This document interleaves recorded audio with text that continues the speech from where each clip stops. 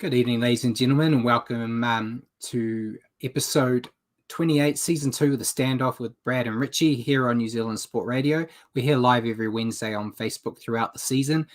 Good evening, Richie. The regular season's in the books, and while there weren't too many surprises in this round, the Warriors saved their worst performance to last, and it really soured the weekend for me. What were your thoughts on the round? Did it ever? I'm only starting to come right now that I can see your face, mate. Yeah, that really put a dampener on things. Other than our game, which was obviously the downer, there were some enjoyable games in the NRL besides ours. Yeah, and while we're here live on Wednesday evenings at 8 p.m, you can also catch our show at your convenience on iHeartRadio. Just remember to search for New Zealand Sport Radio. As always, we're going to cover everything you need to know in the week that was rugby league, including our top stories of the week. We'll then have a review of the final round matches and our picks and announce the winner of our picking comp. We will then answer some questions from all of you and some questions we have for ourselves. Before going in and previewing finals week 1, making our picks, and hopefully time pending, do a quick rundown of what happened in the Super League. So remember to send us comments and questions throughout the evening, and we may as well just jump straight into the top stories, Richie. Yeah, let's go, mate. The first one's kind of, I wanted to wait until it was made official, and it was not that long ago, but the grand final is going to be held at Suncorp Stadium for the first time ever. It's also actually 2021 is the first time that Queensland's hosted all the major events. So they had the All-Stars at the start of the year. They had Magic Round, all the State of Origin games, and now the grand final. Unfortunately, Queensland teams weren't really that good in any of those. But what's your take? For me, I think it was kind of the most logical option. Due to the current situation, but what are your thoughts on the big game going to Suncorp? Yeah, it had to be, and in Brisbane it'll be really well supported. You know, that's a diehard rugby league sort of part of Australia. So whatever rugby league you get in Brisbane and at Suncorp, it's always well supported. So, and with COVID, it was the obvious choice. Yeah, definitely. So yeah, it should be a good night there. Unfortunately, no Warriors team in it, but it is what it is. So next bit of news is the NRLW competition's been postponed until early 2022 due to the COVID situation in Sydney. It's not the first time the women's competition's been mucked around with. It also means it's going to be a very busy year for the women in league next year, because they're going to have 2 seasons of the NRLW next year, as well as a World Cup.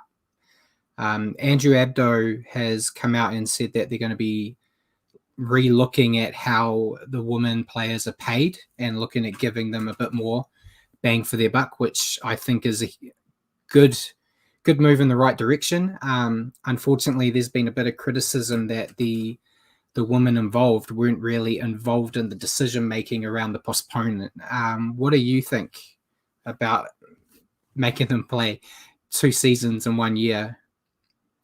It's COVID coming to the party to ruin things again. You just feel for the players, the women involved. I mean, it's not like the men. You know, a lot of them aren't on proper full-time contracts and a lot of pay like their male counterparts, and even with a lot of the Kiwi women now without a Warriors competition, there's some Kiwi women who have gone over to play in other teams and now sort of stuck over there. So yeah, there's all sorts of ramifications. So I feel sorry for them, and now they're going to have a busy schedule next year for sure.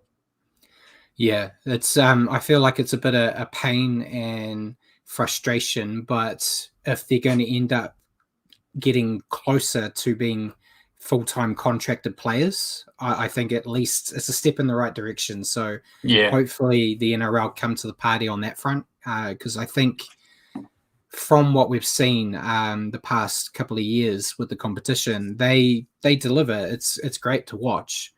So it's only fair that it should become a full-time position for them like it is for the men. And once you get that, you might be able to see more teams actually incorporate a women's team into their roster, so we can actually have a full-fledged competition, which I think would be the goal eventually, once I think the talent pool develops to the point where you can actually have 16 teams involved. But yeah, unfortunate for them, but at least gives us a lot more to talk about next season. For sure. Next bit of news I know you'll be very interested in, but Paul Green's time as a Maroons coach has ended after just 1 year. He has said the issue between him and Queensland was his desire to return to the NRL as a head coach in the future. I think it's because he lost the series, in my opinion. But yeah, I feel like that would have been a question they would have asked when they interviewed him. And evening, Mark. Good to see you here. Hello, Mark. Yeah, I feel like that would have been a question that would have been in the interview process. So it would have already been addressed before he got the gig. So I'm just speculating like I love to do, but I think it's performance based, and they have decided that he's not going to get them where they want to be, especially with the stacked team New South Wales have. I was just going to say, and Mark's just stolen thunder. I guarantee he was tapped on the shoulder. Yeah, that's one scenario I sort of was thinking as well. The other one is maybe there's writing on the wall at a couple of NRL clubs. Maybe there's murmurings with Madge being on the outer at the Tigers, so maybe he has got a prospect lined up within the NRL. But from a results point of view, I'm a bit disappointed because I was loving the results he was bringing to the Queensland team. I was hoping he'd be on for another couple of years. Yeah, my question for you, though, is now that he's gone, who takes his place? I know Cameron Smith's kind of come out and said he's not interested. Do you think this is where they throw an experimental thing in and go Billy Slater or Jonathan Thurston? Maybe. I mean, those three names, Slater, Smith, Thurston, all obviously legends of Queensland. They don't really have any serious coaching credentials yet, do they? Or is this the perfect intro because they're hardcore Queensland and it's not a whole NRL season where they have to coach just a 3-game series? They do put a lot of weight on this 3-game series in Australia, though. So, it is supposedly their biggest stage. It would be quite the introduction to coaching. I know Thurston's been doing the assistant gig. I don't know. Do they do an SOS to Wayne Bennett? Potentially, he is off contract and has no job lined up. So maybe 3 games a year is enough to keep his competitive juices flowing. Potentially, it could even be a stopover where they're like, "Can you fill in until we find the guy?" Or potentially bring in whoever they deem is going to be their Queensland coach and have him under the wing for a bit. Get him in under the learning tree of one of the best coaches around. And wouldn't be a bad shout. Yeah, we'll have to keep an eye on it because they're going to start the process of figuring out what they're going to do in the coming weeks. So we'll hopefully have some news before we finish for the year, but time will tell. We'll keep an eye on it. And with the talks of NRL jobs potentially coming up, you kind of stole my thunder with the next bit of news, but Michael Maguire from the Tigers is under huge pressure to keep his job after a poor season. The Tigers have said they're going to do a season review in the coming weeks, and there's a lot of question marks over Maguire and the Tigers in general with their failure to be able to land any big names.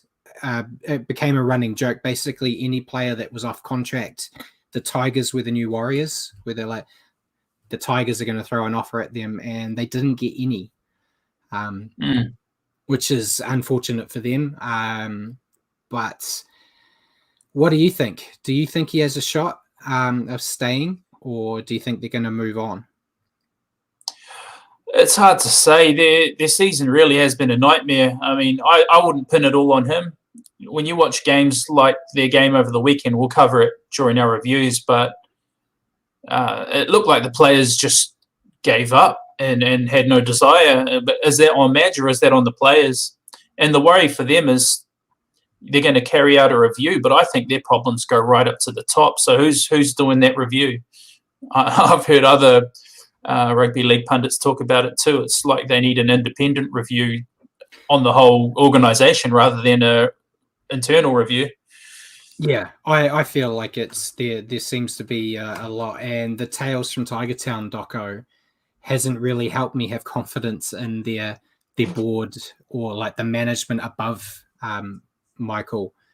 It's I still rate him as a coach.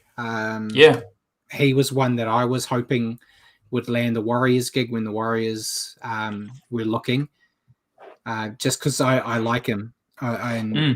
His passion for the game has been evident in that documentary series. And yeah, Mark's just said the same thing. It shows that he's got a lot of desire and belief in his current playing roster. Absolutely. But yeah, I think their problems stem further than coaching, which is 9 times out of 10 is always the case when this sort of stuff happens. Which is we'll get into it a bit more in my question to you about the Warriors. But yeah, I'm always heavily against just it's not working. Let's keep all the same players, keep all the same management, and sack the coach, and that will fix everything, because it generally doesn't. So yeah. And there's a good question from Simon saying, do you learn a lot about the West Tigers problems? I'm listening to Fergo and the League Freak podcast. Yeah, I listen to quite a few podcasts, and you get a bit of insight in how some of these teams go. I'm not going to say who they are, Paul. I'll keep my podcast listenings to myself here just to help you out. But a lot of them have current or former players on there, and you get an insight into how these clubs work. And yeah, it's really insightful how much impact some of these management go into making a team.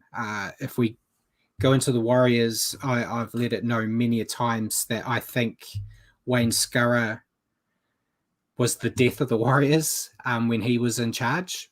I know Cameron George gets a lot of flack, but Wayne Scurra is hands down one of the worst guys that's run a rugby league team in quite some time. He cost the Warriors many a player. He lost us Ivan Cleary. Yeah.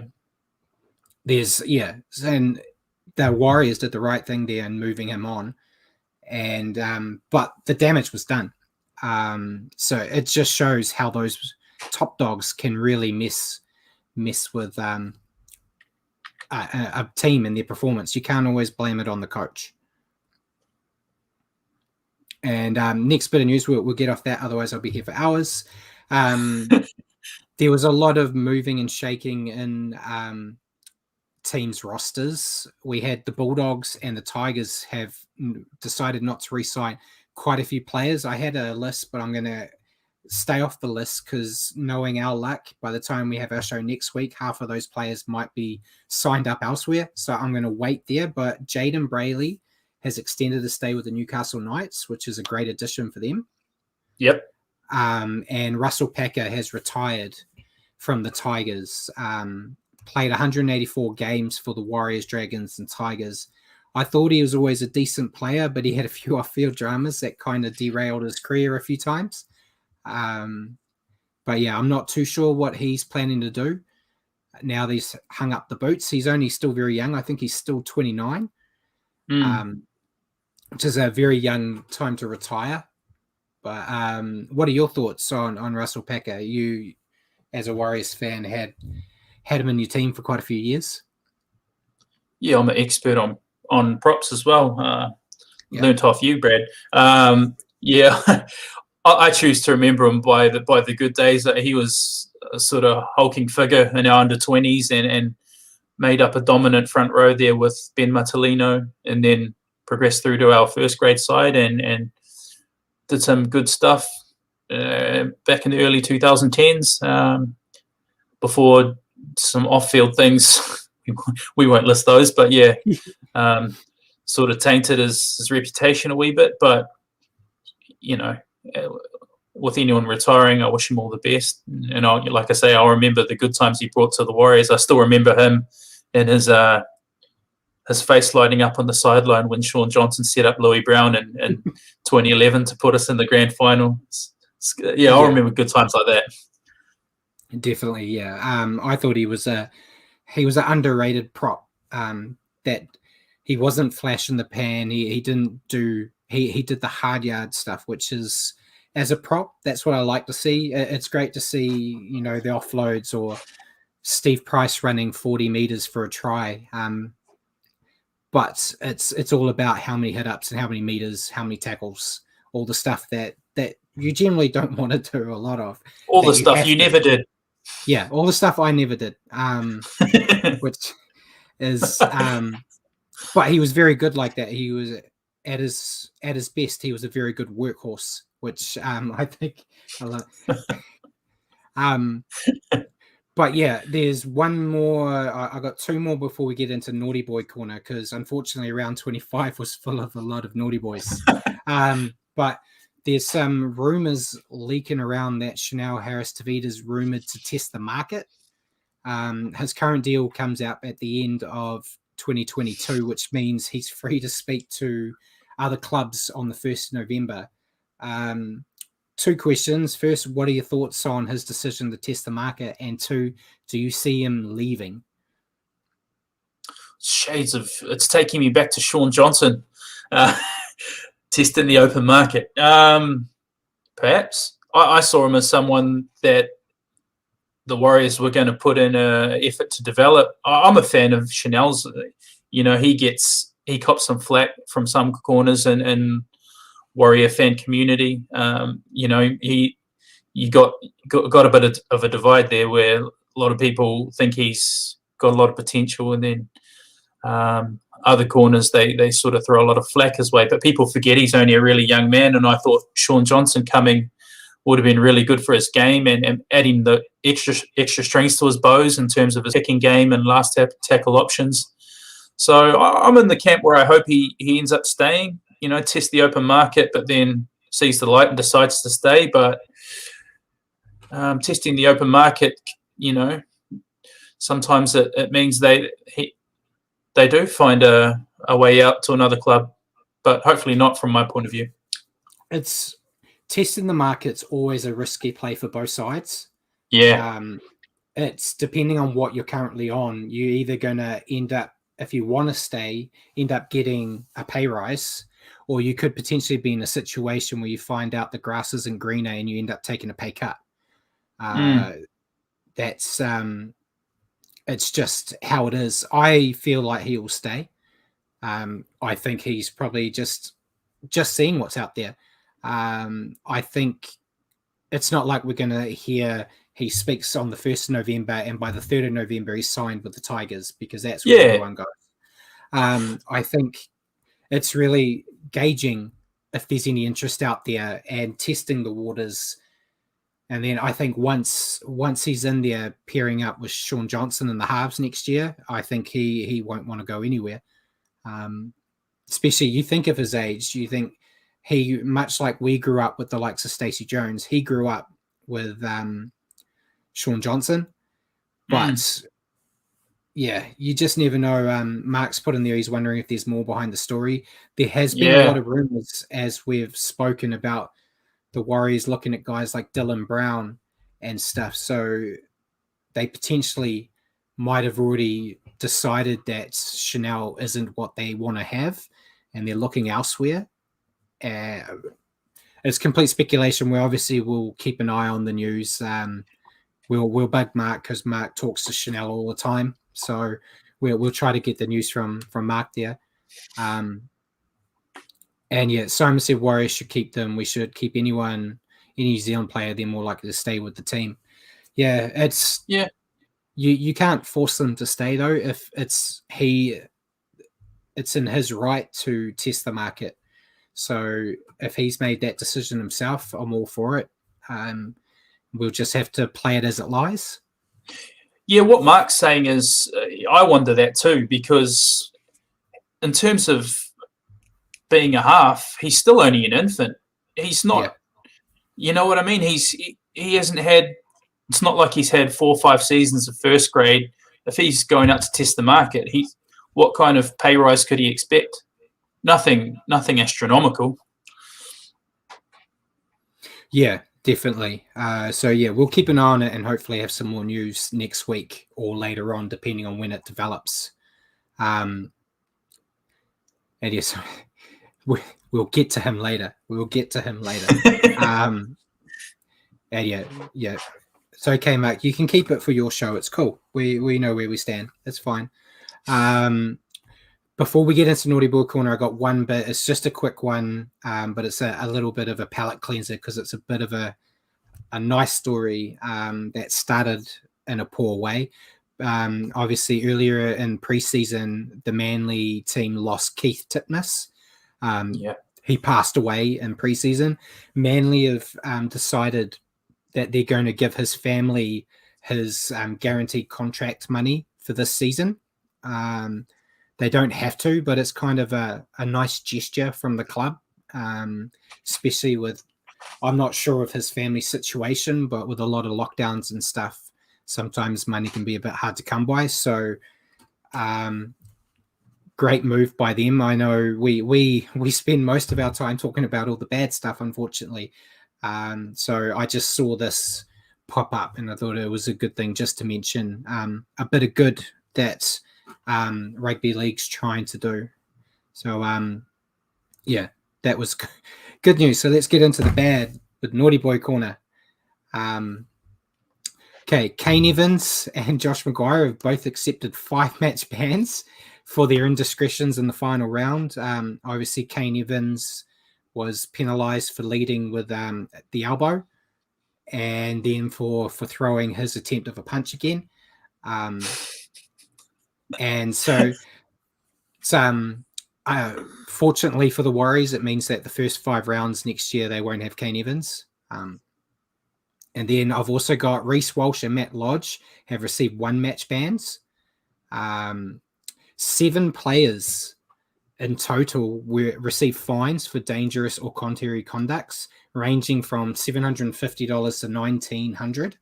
I've got the players here. There's Chance Nicole Klokstad, Jeremiah Nanai, Mitch Rain, Jamal Fogarty, Jazz Tavanga, Jared Wallace, and Sean Bloor. And then Matt Lodge was also fined $5,000 for raising his middle finger to fans.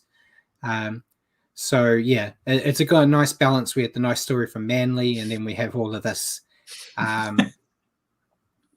Before we move on, what are your thoughts on the amount of naughty boys that we had in the final round of the regular season? A lot of it came from our game, which is a shame, and we'll touch on that in the review in more depth. Yeah, not really a big fan of what Evans has been trying to do in the last few games. I know this incident obviously goes together with another similar incident and a couple of non-similar incidents, so that's why he gets the nice big ban. I just wish it was a little bit longer. Maybe have his contract deregistered or something. No, I don't mean to be mean, but I really want Evans to learn from it. I kind of hoped he would have learned from it last time, but obviously not. Now he's going to have a nice long off season to stew over it, and hopefully he works in the off season. He works on channeling that aggression, using it in a legal way during the game, because he's just letting his teammates down with what he's doing at the moment. Lodge came out and apologized for what he did, so I think the moment just got to Lodge, and you know, he just was wearing his heart on his sleeve and was playing aggressive, and I think he just let it get to him. Yeah, what's your take on everything? I know I'm going to get it'll be in the next video montage that you do. First, Kane Evans leading with the elbow, I thought was rubbish. You see that in every game. It just looked bad. Yeah. But I fast forward back to the Cowboys-Warriors game where Jason Tamalolo did the exact same thing to Ben Murdoch-Masala and knocked him out, and the Warriors didn't even get a penalty. It's one of those things where there seems to be, you can't do it on defense, but you can do it on attack, like leading with your shoulder and whatnot. But they've changed it for this one moment. But it's Kane Evans, so I'm happy. Take him out as long as you want. I know Kane watches the show, and he seems like a nice guy off the field, but he's got no brains. He doesn't learn. He never seems to have. He always has had this kind of reputation. But yeah, he is the biggest player in the competition almost, and he doesn't play like it. I said that last week. I'll keep saying it. I feel like you get a lot more oomph out of Jazz Tavanga, who is the size of one of Kane's legs. And yeah, they should never have signed him. He's no Jesse Royal, but he's up there for one of the worst signings in Warriors history in my eyes. He may leapfrog past Jesse Royal by the time his contract's up. He just seems lost. He used to be effective at the Roosters. You know what I mean? He used to, for want of a better term, fold people. Yeah. I won't use the word he used. And he had some great runs in him, but he hasn't brought that here, and he didn't have it at Parramatta either. Yeah. And Lodge pulling fingers at the crowd. I don't think it was worth $5,000. It was probably in poor taste, but I got to do a Q&A for members a few weeks back with Tohu Harris and Ben Murdoch-Masila, and one thing they both said was like they're really looking forward to playing at Mount Smart because they get booed every week. And I feel like at the end, if you're getting booed for 25 rounds, eventually you're going to have enough of the fans. We've seen it back in the day when you were allowed to do things like this. You think of all the times us as Warriors fans were giving stick to Willie Mason and things like that, and Willie would pull the fingers at the crowd and then go on playing, and no one ever took offense to it. It is a different time now, I know. But I was more offended by the Titans fan taking his jersey off and dancing topless when they scored a try than Matt Lodge pulling the fingers. That was extremely offensive. Yeah. Brad, there's some tales of us standing at the edge of the tunnel yelling obscene things to refs and opposition team players. So we know the players cop it from the fans. I wouldn't blame some of those people for giving us the finger. Yeah. at the West End tunnel. Yeah, and Mark mentioned that Corey Horsburgh did the same thing last year and got no fine. That's right. I went back and looked at the articles to see what exactly happened, and the NRL hedged their bets enough and said that he was close to getting a fine, but he didn't get one due to the emotional situation he was in because he had got injured, which basically means that Matt Lodge has had a troubled past, so we will throw the book at him whenever he does something. But he came out, like you said, and apologized afterwards. And Simon said he thought Mark Ellis was the worst Warriors player. Yes, I think you can get all of us in a room and we might all have different players. I always liked Mark Ellis because of his personality. So that might have got him a bit way. And I try to be a bit more critical when it comes to front rowers. And Jesse Royal, I don't know if I ever saw him. I don't know if I saw him ever successfully carry the ball. I felt like he dropped it every time. And Dane Nielsen would have gone close.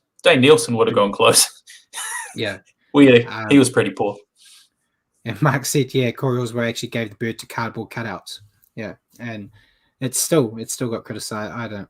I don't know.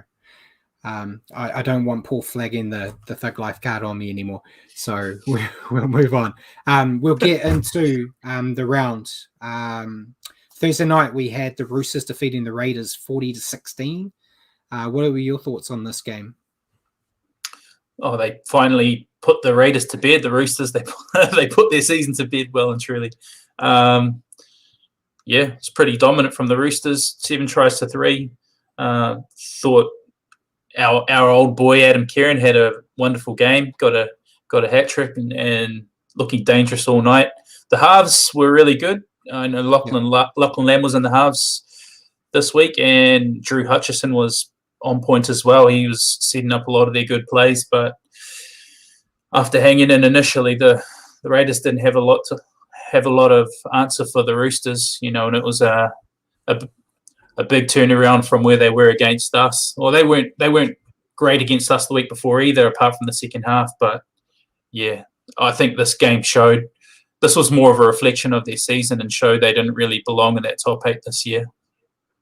Yeah, we're gonna talk about it a lot in this review, but they had a lot to play for. They were still trying to make the 8, and they didn't live up to it. I know Ricky Stewart was quite upset with them after the game. It's been a disappointing year for the Raiders, and they didn't deserve to make the 8. But I also don't think the Titans, the Warriors, there was a handful of those guys that were in the mix the last couple of weeks. I thought all of them didn't deserve to be in there due to how their years have gone. So there's always going to be 2 teams in the top 8 that you would look at and go, they don't really get in. Saying that the Titans made it due to what they did to the Warriors, and I think they're the worst. They've got the worst win-loss record of a top 8 side in quite a few years. Which shows how much of a drop there is in the levels of form. But yeah, Roosters, they're still battling with all the injuries they've had. Mark's actually said Rapana was outstanding for the Raiders. Yeah, I think he's probably been one of the shining lights for them this year. And he picked up their Player of the Year, didn't he? He did, yeah. I think deservedly so. You think if COVID didn't happen, he wouldn't be there. He had signed a deal to play rugby union in Japan because they didn't want him. And because of COVID, they got him back. And yeah, I'm worried to think what they would have been like this year without him, to be honest. He got them out of trouble. He got them out of trouble so many times. And they got a lot of work to do to get back to the Raiders team that we all expect them to be when it comes to next year. Obviously, losing George Williams didn't help them either when he packed his bags and left. But good to see the Roosters showing some strong form leading into the finals, though. That takes us to our first game on Friday, the Storm defeating the Sharks 28-16. Thought it was a lot closer than I thought it would be. Admittedly, the Storm did. They had a few players they decided to rest, but this team was still stacked. Their second string side is not very good. It's a very good side. And the Sharks, they put up some fight. But it was basically the scoreline looks better than it was because the Sharks scored a try in the last 5 minutes to kind of reduce the lead the Storm had. But the Storm never looked in doubt. As we've said, probably 90% of their games this year. And I think Ryan Pappenhausen finally is starting to get his groove back. I criticized him last week. It's any betting man watching know that any player that I rubbish this week is going to have a boomer week the next week.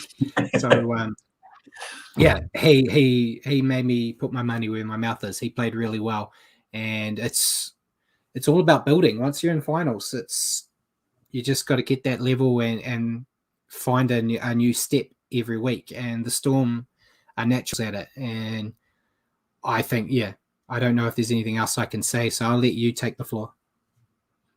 No, you covered it pretty well, mate. I mean, it was dominant enough from the Storm, 5 tries to 3. That I thought the last try for Cronulla that you mentioned was a bit dodgy. The pass was pretty forward, in my opinion. But the game, Pappenhausen had a great game, and like you say, we were sort of talking about him last week or the week before about how he looked a bit gun-shy since coming back, but he was anything but this week. He was, anytime somebody made a half break, he was right there on their hip. I think Harry Grant made a nice break in the second half, and there was Pappenhausen out of nowhere popping up on his hip for a try, and he ended up with 3, and he was looking more like the Pappenhausen from the start of the year. So great news for the Storm that he's sort of found that vigor again, and it only bodes well for them. It's a nice headache to have for Bellamy because, he's, even if he wasn't playing great, he still had Nico Hines. So Nice problems to have for Bellamy. Yeah, it's always the way. He's got too many hookers, too many fullbacks. He's just got too many of everyone. Great position to be in. I'm sure he's the envy of many NRL coach at the moment. That takes us to the final game on Friday with the Panthers wiping the floor with the Eels 40-6. Not really much to say about the Eels. The Eels are rubbish.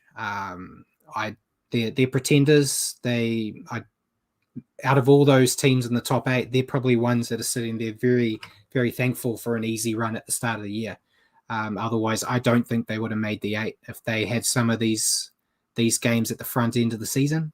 I don't think they would have made it. Panthers just basically copy-paste everything I just said about the Storm. It's as much as some of these teams in the finals, looking at who's in the finals, you go, they're not going to be there long. There's some really good teams hitting some good form, which is great. Great for watching it. But yeah, I think all the usual suspects, Brian To'o, Nathan Cleary. Nathan Cleary, again, another player I criticized last week, played really well this week. And yeah, Brian To'o, he's just come back better than ever after his ankle injury, which is great news for Penrith. But what do you think? Yeah, I agree with you completely. To'o was outstanding, 243 run meters, hat-trick of tries. That left edge for Penrith was devastating the whole night. To'o, Burton, Kikau, they were creating highlight reel plays. I think you're being a bit harsh on the Eels, mate. They rested their halves and fullback. I felt a bit sorry for our old boy Hayes Perham coming in a game like that, and he hasn't been playing all season. But yeah, I see what you mean. It should be a good game this weekend between Para and Newcastle. Be a tight one, but yeah, I don't think Para's gonna. They may get past this weekend, but I don't see them going too much further. Definitely. And the first game on Saturday with Broncos defeating the Knights 35-22. This one had me worried because this was the first game we had different in our tipping comp. And they obviously listened to you because Brisbane pulled out all the stops to send Alex Glenn off in his final game in style. Just polar opposite reaction to Darius Boyd's last game last year, where they looked horrible, but was, a surprising game for me. I know the Knights rested some players, and as much as I didn't give leeway to the Eels for doing it, I'll give it to the Knights in this circumstance because the Knights have shown that without some of those players that he decided to rest, that they don't know how to play properly. So, yeah, it's unfortunate. The Knights are one of those teams that are lucky to be in the 8, and I don't see them lasting that long. So, resting them, I don't know if that was that wise. But yeah, it was good to see the Broncos end on a high in what's been a horrible couple of years for them. And I think they'll be better next year with some of the players that got coming in.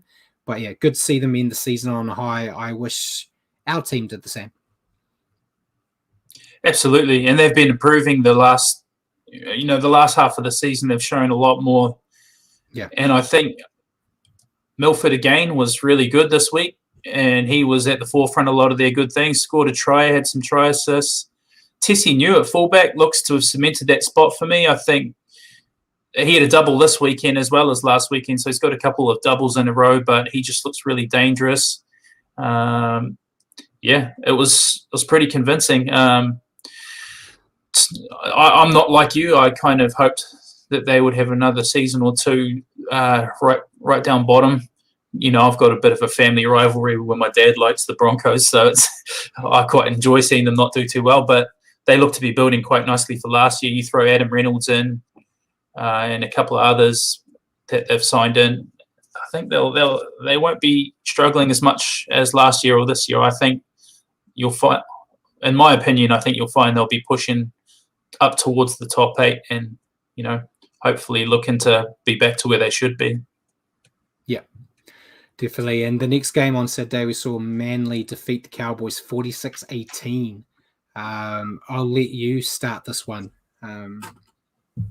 What did you think? Well, I was surprised at how well the Cowboys were competing, and they were keeping it tight, and they they looked to have some confidence off the back of what they did the week before, and they skipped out and scored first through the hammer, putting the foot down and off a spilled ball, and Jason Saab, the speed he showed to nearly catch him, and it was only that the hammer fended him off.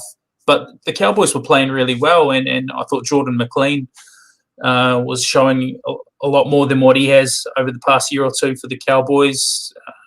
They were looking good, but Manly only need a flick a switch and then they're gone. That's what we know about Manly this year. And man, they play some attractive footy. The tries they scored, the last one, not even a discussion for me. Try of the year.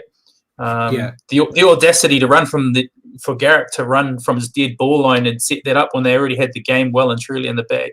And we got to mention Garrick too. What a great year he's had, bagging 300 and the highest amount of points for a player in a season. That's pretty special. Shows how well they've gone after the first 5-6 weeks. Yeah, and in context for anyone that didn't actually watch the game, what Richard means by the Cowboys competed well is this game wasn't a blowout until the final 10 minutes. And that's when the Cowboys flipped the switch. I think it was, what was it? It was like 28-18. They were behind by 10 with 10 to go. Yeah, it was only a 10-point spread. Yeah, and then they just turned the switch and got 4 tries in quick succession. It's scary. Manly scare me with how dangerous they can be when they flick that switch. Will they be able to do it against those guys like the Panthers and Storm? I think they could, and I think the worst thing for me this year as an NRL fan is my appreciation and I'm not going to say love, but my appreciation for Manly. Because Manly are my most hated team, and they're not anymore.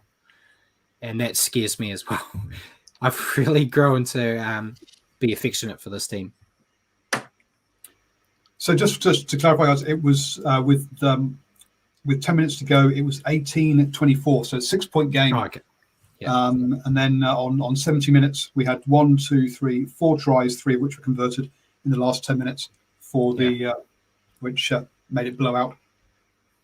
Yeah, exactly. I felt for the Cowboys because they were competing so hard, and the hammer was injured within the first quarter of the game, so they had to shuffle Valentine Holmes back to fullback and put Jack Granville out in the centres, where a lot of the game he was marking up on Tommy Trbojevic. So I thought they were doing so well to hang in, and then, like we said, Manly just need to flick a switch and then they're gone. And Tommy was... Do you think that has locked up a Dally M award for Trbojevic, that performance, Brad? Because he was, again, out of this world. I think so. I think he was already well ahead of the pack. And then he kind of lost his wheels a bit when he had that week or 2 off. But I think he's head and shoulders above everyone else. I still think Cody Walker might sneak and be a lot closer. But I'm no indicator because I didn't see Jack Whiten being anywhere near it when he won. So it's always hard to tell how some of these judges give the points. But yeah, we'll see. But that takes us to the next game. Speaking of Cody Walker as king of the segues here, Rabbitohs defeated the Dragons 20-16. My new favorite team to hate, the Dragons, actually looked reasonably competitive here. Again, another team that didn't have all its stars though. But Rabbitohs, they know what to do to win. They didn't do anything silly. They didn't hit the switch like Manly do. They just did what they needed to do to get one. But yeah, they had no Cody Walker. No Adam Reynolds. Obviously no Latrell. Yeah. But basically all their big boppers weren't playing. And they still got the job done, which is good to see. But the Dragons, again, were a team that had nothing to play for but pride. And they lost, but I think they could still hold some pride in their efforts. They didn't get blown off the park. They stayed competitive. They're still wooden spoon for me next year. I'll keep saying it till I get it right. So I don't see their seasons getting better. Well, I think they weren't going so great. I know it was 14-0 at halftime, and they were giving away some pretty easy tries. I know Revelara failed to field a grubber, and the Rabbitohs scored off that. I think it may have even been close to 20-0, and then the scoreline flattered the Dragons a wee bit towards the end with Tyrell Sloan scoring a couple nice tries late. Boy, he's got some pace. A couple of his tries were really nice, really, really fast. He's a prospect for the Dragons going forward, but yeah. I thought the Rabbitohs did a decent enough job, given that they had a debutant in Lachlan Ilias and at halfback. I thought Benji did a good job to lead the young guys around, and Blake Taff as well at fullback, filling in for Latrell Mitchell, who's in naughty boy corner for the rest of the season. So I thought they did a decent enough job to put away the Dragons, even though the Dragons had a late flurry. Yeah, I still don't see them going that far in the finals, but the Rabbitohs are still a scary team when they get everything clicking, especially when they bring those big boys back. They could trouble some people. I don't see it, but time will tell. So we'll get into the first game on Sunday. This one, there's not really much to talk about. I'm sorry, we're having to censor this section of the show because it could cause just too much pain and anguish for our listeners. So do join us later on when we get past the censorship. I wish we could just move past this game. Yeah. I actually feel a bit embarrassed because Paul, you watched this. I watched some of it, to be fair. So it's Paul's fault. Yeah. So we'll blame Paul for this because he doesn't generally watch. But yeah, the Titans defeating the Warriors 44-0. Titans needed to win by 11 or more to make the 8. And one thing before we even get into the game, I didn't like, it was infuriating seeing the little box down the bottom of the ladder to show where the Titans were. But yeah, positives first. The Warriors, both teams were playing really strong attacking football at the start. Basically, both sets, whenever they had the ball, they'd go the length of the field. Warriors almost scored off effectively their first couple of sets with Ewan Aitken losing the ball over the line and then Matt Lodge losing the ball as well. And that was my key factor in this game. Beside the fact that they didn't know how to tackle, the Warriors couldn't hold on to the ball to save themselves. Yeah. They were just dropping it left, right, and center. And yeah, the Titans just kept the pressure on, unfortunately, as a Warriors fan. Unlike Paul, I was doing a live match report, so I couldn't change the channel, but I feel like this game might have been the first game in a long time that I would have. It was just horrible to watch. The Warriors, there was no defense at the start from either team. Then the Titans started stopping the Warriors, putting pressure on them, which made more errors, and the Warriors defense just looked horrible all the time. Simon said he wanted to congratulate the Titans for being the best Queensland team and getting into the playoffs. Yeah, they squeaked in, but they made it. I said they'd make the 8, but I also said the Warriors would. And yeah, Mark said that there was 39% possession and only 56% completion. Yeah, when you're only getting the ball for 39% of the time, and then you're barely holding on to it for half of that time, you're not going to win. I thought they were hard done by when Dallin looked like he scored when they said there was a forward pass. That was a try. I thought it was a try. Not that it made any difference in the scheme of things, but yeah, I feel like after that happens, I feel like that's when the wheels came off. After that call, that's when it kind of went to crap. And yeah, Simon basically said exactly what I was just about to. That was the draw that's broke the camel's back, and the team wanted to go home or fight. Couldn't have said it better myself. So it got to that point, and you can't condone having a bit of a pull apart and stuff, but Reece Walsh came in and defended Rocco Berry when Rocco Berry was getting a bit of a push and shove, which does happen, but tempers were already flaring. So when someone does a little bit more than they need to, you're going to get a bit of pushback. And I'm trying to look positively at it to show that the team is there to support each other. Probably got to think a bit better. And then Philip Sammy, I think, was doing like a seal clap, which made Jazz Tavanga run in. Silly from Jazz, but when I saw Philip Sammy doing it, I had the same instinct. You would have done the same. I was very upset seeing him clapping like a seal and being a dick, and I was yelling things at the TV. And Mark said he didn't think there was much in the Berry incident. Yeah, there wasn't. It was an overreaction from Walsh, but I think it goes back to that they were just done. They were over it. I think anything that anyone was going to do was going to flare up, which we saw 1 minute later when Matt Lodge did a late tackle that wasn't that bad, but it flared up again. And then that's when Kane Evans showed why he will never get a boxing contract anywhere, because that guy does not know how to throw punches. And there was no need to throw punches. You could do he could do exactly what he's doing now with a push and not get simbined, because it wasn't in there. And yeah, Mark said it wasn't a late tackle. Yeah, I thought it was fine. He was those big boys. You can't stop on a dime. If you're running in to try to make a try-saving tackle and then the ball passes, you can't just freeze and play.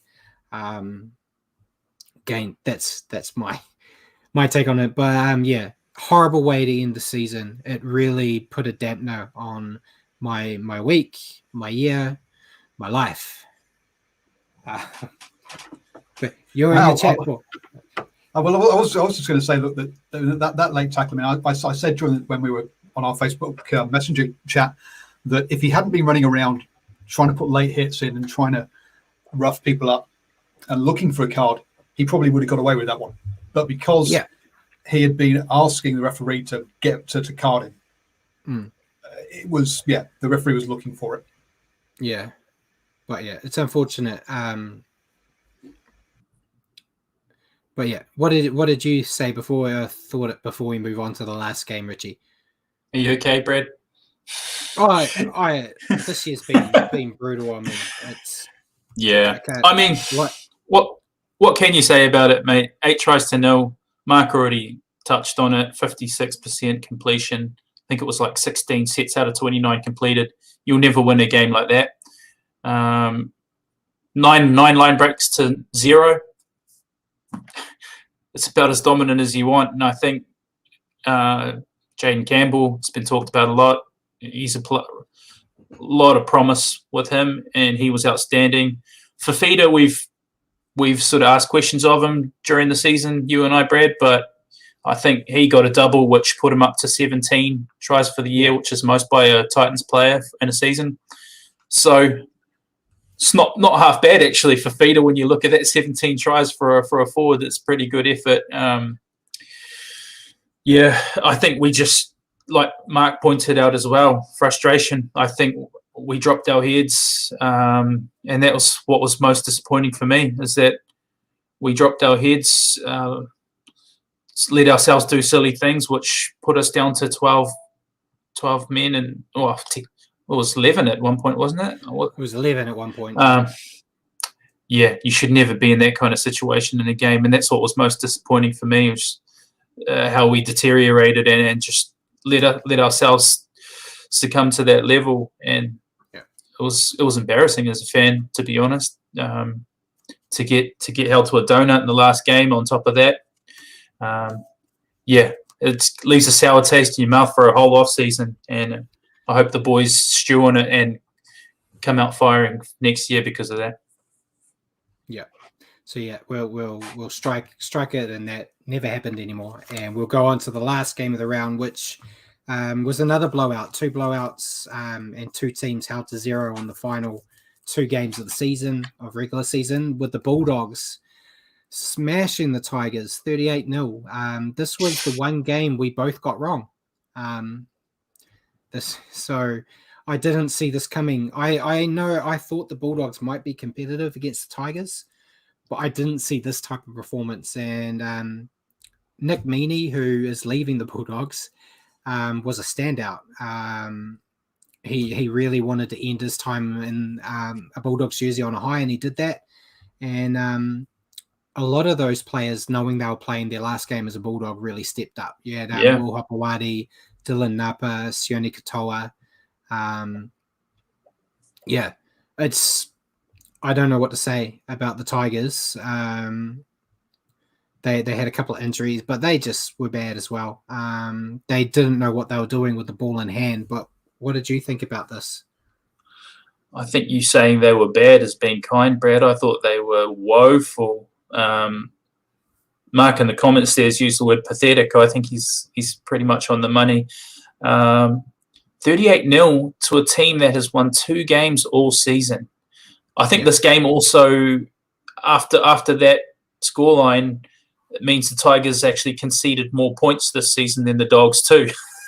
So there's a little stat for you. But they were terrible. I mean, I felt good for the Bulldogs because obviously they've had an extremely tough year. I felt, you said Meaney had a great game. He was dangerous all day. I felt really good for Jack Hetherington getting his first NRL try. Yeah, that was fantastic. But for me, this game was just about how poor the Tigers were, and it kind of sums up their season, and almost similar to us. They've almost paralleled us. They were really, really poor. A lot of poor defensive efforts, and when your leaders like they were all doing it. They're all jersey grabbing. I'm not even going to single out a player. And they had a couple of sin bins too. They had Luciano Leilua was sin bin for a professional foul right on the goal line. I thought it was quite funny. Him sort of arguing to the ref, almost not wanting to leave the field. Kind of summed up where their season has gone as well. They look frustrated like us. A lot of actually talk in the media about maybe the players are doing that to seal Madge Maguire's fate. Do you read anything into that? Nah, I don't think so, because I feel like a lot of them really get on with him, judging from the doco series that we've watched. And I know Leilua and the Ryan James have both come out and said that they back Maguire. That could be to save face, I don't know. But as we mentioned earlier, I don't think he's the problem there. I don't think so either. It goes right to the top. Unfortunately, I don't see them getting better. I know I just said the Dragons are going to be wooden spooners, but I think your safe money would have to be on the Tigers to be wooden spoon next year. Well, no one wants to go there now. No one wants to go there. They've let some players go. It doesn't look good for them. So if Maguire does survive the preseason, he may not be in the regular season for very long if they continue this track. Wrong decision in my eyes, but it will give us something to talk about next year, that's for sure. So that is the regular season done and dusted. So we would usually show you a beautiful ladder, but there's no ladder to show anymore. So we'll just say our picks. We both got 6 out of 8. You got the Knights Broncos game right. I got the Titans Warriors game right, unfortunately. And then we both got the Tigers Bulldogs game wrong. So that meant that I won the competition, as we all knew would happen. 142 out of 192 games, and you were miles behind me at 141 out of 192. So as Paul had put out on Twitter and everything, when it went into that Titans-Warriors game, it was down to whoever won that game won the tipping comp, but we didn't expect to see what we saw. So it kind of took the the joy of winning the tipping comp out. I was going to say, how did it feel winning off of that result? Yeah, it wasn't great. I was happy to lose the tipping comp because it meant the Warriors won. So Yeah. yeah. So that was the regular season. And before we go into talking about the finals, is there any questions from the chat, Paul? No, it's just all been sort of chatting about stuff rather than actually asking questions. But yeah, no, it's no questions from the chat. Cool. We've got questions for ourselves anyway. So we started with me last week, so let's start with you. What's your question for me? Well, now that we're done and dusted for the year, Brad, nice and easy one. Who's impressed you from our squad this year, and who has disappointed you the most, and reasons for that? Why? Okay. Player warrior that's impressed me the most. I've already taken out players that I expected to do well. So I've wiped off Adam Fanor-Blake. I've wiped Reece Walsh. And I've gone with Marcelo Montoya. Nice. When they signed Marcelo Montoya, I wasn't against the signing. I thought he'd be a great backup if we had an injury to one of our wingers. And then he ended up basically being a mainstay. And, he's not going to go out there and score 4 or 5 tries a game, but he always gave 100%. He ran the ball hard. He's been defensively bad at times in his career, and I thought he improved defensively and under the high ball. Wasn't a guy that I'd say is going to be like Warrior of the Year by any means, but I think week in, week out, he was dependable, which is a lot more than I thought when he would come. So he is my pick for the player that impressed me the most. In terms of player that disappointed, I've got 2. Juicy. Cody Nikorima, I think, disappointed me. I expected more out of him behind the big forward pack that we got. And I feel like I was compiling for my weekly reviews because I'm in the process of doing my season review for my website. I pick a warrior of a game, a warrior to improve. And he was my warrior to improve 6 or 7 times this year. And when you consider he missed games as well, that shows how much he had. But Kane Evans is in there too. I think Cody just didn't live up to the potential I set for him. Kane Evans didn't show anything at all. We've already talked about him at length. So same reasons apply. I don't think he offers anything to the club. So he really disappointed me, but he's only an add-on to Cody because he was already a disappointment to me before we signed him. So, that's all I've got there. Who did you have? Did you have anyone in mind for either? I mirror your sentiments completely when it comes to the 2 disappointing guys. I would have gone exactly the same there. I completely agree with Montoya. I think he's been a more than sound player for us and it's proved to be a really handy signing. I would have thrown Curran in there as well. I think Curran's really come of age this year. But yeah, I'm pretty similar to you. Yeah. I've added to my question. So I gave you my question early, but I've kind of added to it because of some more stuff, but it kind of flows in with it. There's been a lot of criticism thrown at Nathan Brown and the Warriors after their poor season. Do you agree with this criticism or not? Now, the criticisms, you would have read or heard about Tony Kemp's interview about recruitment. Yep. This was really just a segue so I could have a go at Tony Kemp after you answer. So what are your thoughts on the criticism and if it's valid or not, or if there's somewhere in the middle? All right, let me get Kemp out of the way first, okay?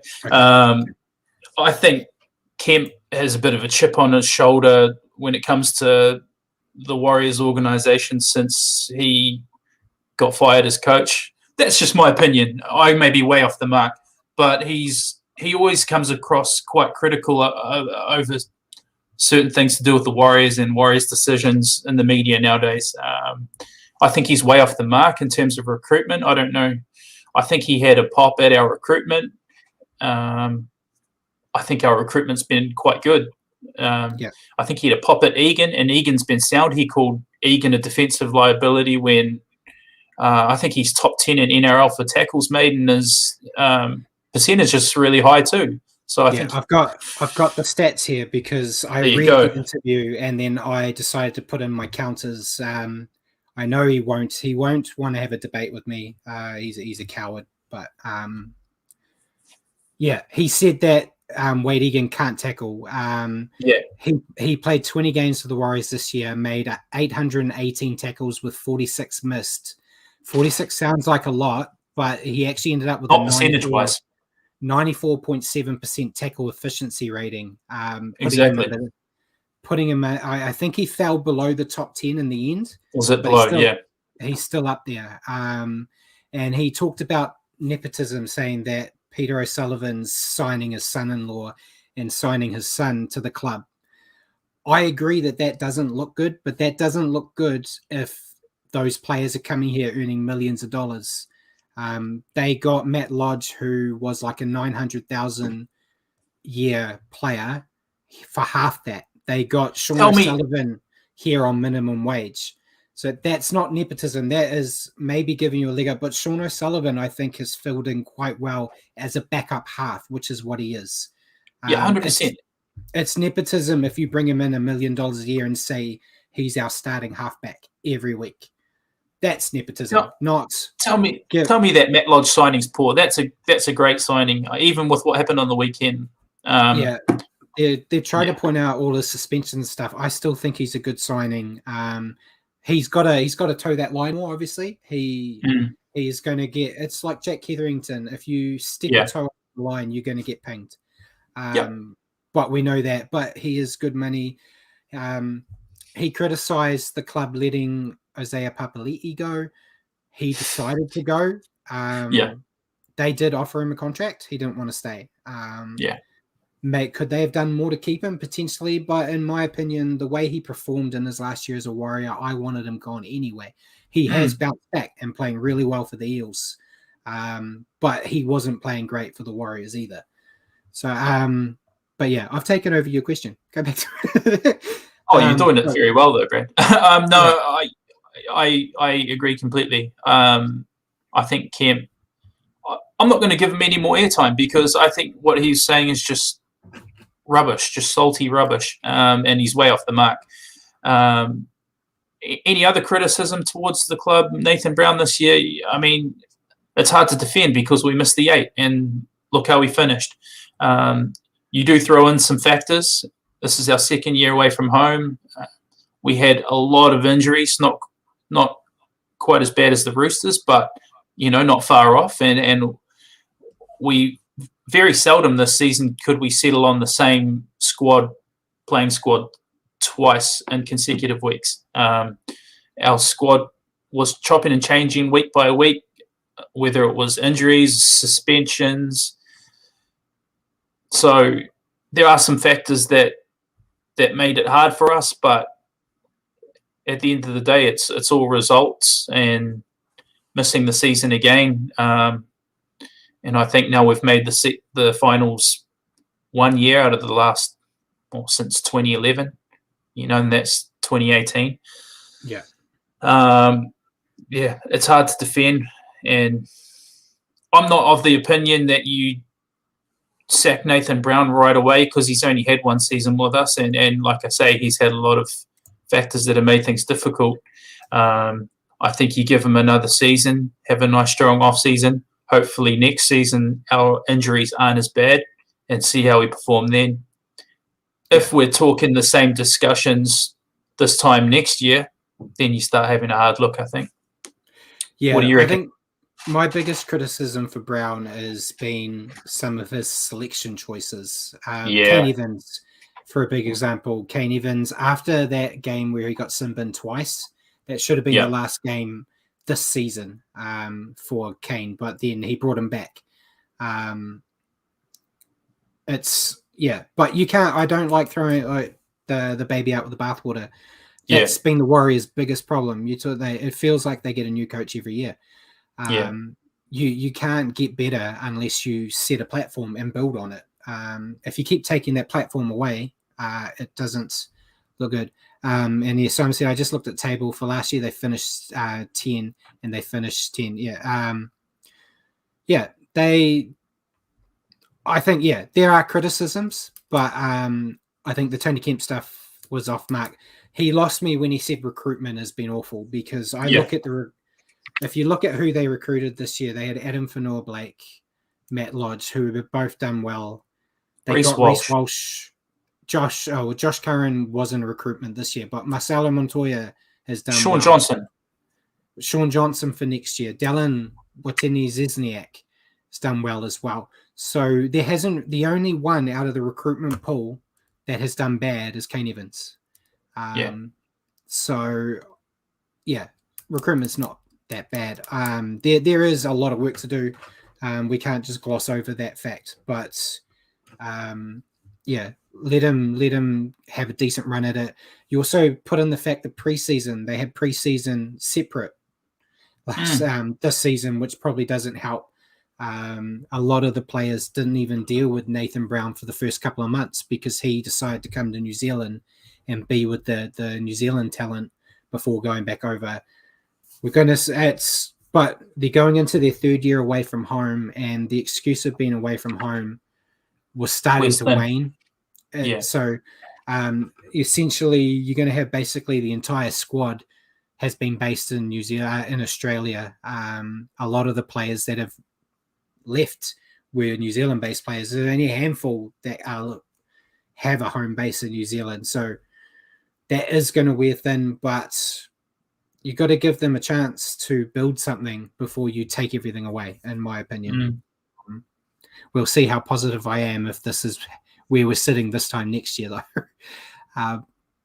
But yeah, that will take us into our preview of the first week of the finals. So if Paul can bring up our little picture, and we'll do our picks at the same time. So that's our little finals there. Friday night, we have the Storm and Sea Eagles. Who have you got in this one, Richie? I've gone with the Storm. It was probably one of the harder games. I've gone Storm too. Look, before the show, Brad told me he's changed one of his picks. I thought this might be the one. It's not the one. Okay, I've gone Storm. It's really tough. All it will take is for Manly's big guns to have a really good game, and I think that could go right down to the wire. But it's tough to pick against the Storm for me.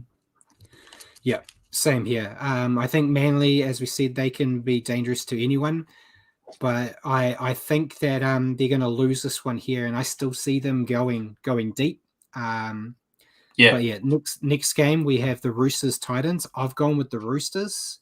I know that the Titans look good against us, but I think the Roosters are just a better team. It all depends for the Titans. It all depends what David Fafita shows up, in my opinion, and I think the Roosters will have the edge here. Yeah, I think we made the Titans look good. That's just my opinion. When I look at the 8 finals teams, I see a couple of teams where I think a couple of these things are not like the others. Titans are one of those, and I think the Roosters will be too good. Yeah. Next game is the Panthers Rabbitohs. I've gone with the Panthers. I think the Rabbitohs they look okay, but the Panthers and the Storm I think are the top 2 right now. So I expect them to go through quite easily in the first round. Yeah, these two teams had a dress rehearsal a couple of weeks ago against each other, and the Panthers ended up winning that even after a bit of adversity at the start of the game. Yeah. I think this version of the Panthers that'll be coming this weekend is better than that version with a couple of their big guns back, or that left side looks lethal. I think Panthers will get this one done pretty easily. And final game of the round, Eels versus Knights. I've gone with the Knights. That's the one you picked. I said earlier on that the Eels are rubbish. And I think the Knights, they gave their stars a little bit of a rest. Sometimes that backfires, but I think the Eels have been absolutely rubbish, and I think the Knights will have enough to get the edge on them here. Well, I disagree. I think the Eels will get it done. I think both teams rested a bunch. I think, exactly. The Knights are another team where I thought they've had a better last month or two, but big chunks of that season, they were really, really poor. Admittedly, without Mitchell Pearce for a good chunk of it, and without Ponga for chunks of it. Both sides rested a bunch of players over the weekend. I just think with all their stars back, I think the Eels will get it done. But we'll see. Maybe you beat me to the punch here. Yeah, I am the better picker, so I think we've got it. I've got it right here. But you're allowed your opinion, so it's cool. Simon's picks, he had Storm by 12, Titans by 6, Panthers by 8, and then he put Eels Knights by 6. So Simon, do you say the Eels are going to win or the Knights? He's agreeing with me, I think. Eels. You've picked both there. So if you let me know which one you've got, be cool. But Paul, if you want to pull up the other image again, please. We'll just have a quick look. So if we're going with most of our picks we've done right. So we're saying the Storm and the Panthers are going to have a week off. Yeah. After winning, which would technically mean that the Rabbitohs will play either the Eels or Knights. We're different on that opinion. But then we will say Manly will be playing the Roosters in our good picks games. there. So I feel like that if we're spitballing here, how would you? Okay, so Simon said the Knights, so he's picked right. So that well done. So what would you, if you're looking at all those teams now, what would you say now that we can see how it's going to flow would be the grand final? You want me to crystal ball gaze? So I'm saying the Storm win this weekend, so they go through to the preliminary final. I think then Manly will come up against the Roosters. I think the Manly Seagulls will get that one done. Just their form and the Roosters' injuries. So then that will leave the Panthers winning and getting a week off, and that'll leave the Rabbitohs playing the Eels, in my opinion. You think Knights. And that one's going to be a real tough one to pick. I'm going to say Rabbitohs. So then what we're left with will be Storm versus Eels. No, Rabbitohs, sorry. And Panthers versus Manly. Manly, yeah. To decide the grand final. What do you reckon? I think it's going to be Storm Manly final. Yeah, I think so too. I think so as well.